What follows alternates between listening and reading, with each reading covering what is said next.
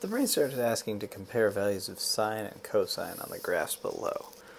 In case you couldn't tell by the coloring scheme, the sine graph is in red and the cosine graph is in blue. So pause your video now to figure out how these are related. If you look at sine of pi over 2, it's right here at positive 1. And cosine of 0 is also at positive 1. Now, if you look at sine of pi, that's here, and cosine of pi over 2 is right here.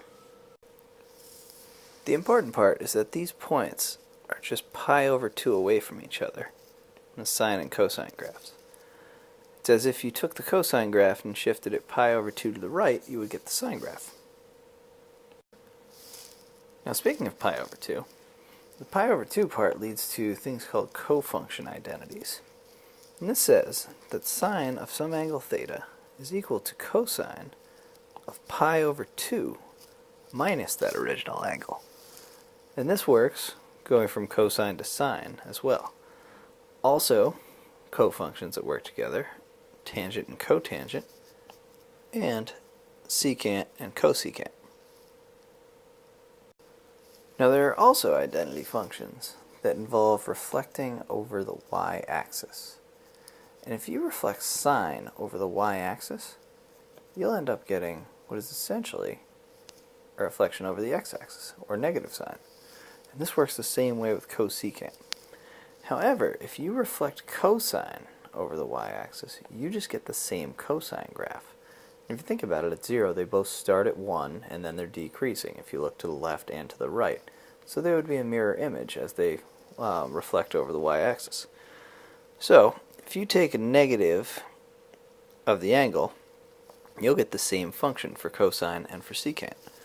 And tangent and cotangent work just like sine and cosecant do, where if you reflect over the x-axis, if you reflect over the y-axis, it's the same as reflecting over the x-axis. Now in this problem we have that tangent of theta is 1.28, and we're asked to find cotangent of theta minus pi over 2. So, if we're looking at these here, the tangent and the cotangent relationships, we see that it has pi over 2 minus theta rather than theta minus pi over 2. One way you can solve that problem is by factoring out a negative on this. So it's like cotangent of negative and then pi over 2 minus theta. And if you look at it, the reason we can factor out this negative here is because originally the pi over 2 was negative, now it's positive, and the theta was positive, now it's negative. That's the same effect as multiplying by a negative 1. So, let's ignore the inside part, the pi over 2 minus theta, for a second. And let's look down here. Cosine of a negative something or other means that essentially we're just going to do negative cotangent, sorry I said cosine earlier, cotangent of pi over 2 minus theta.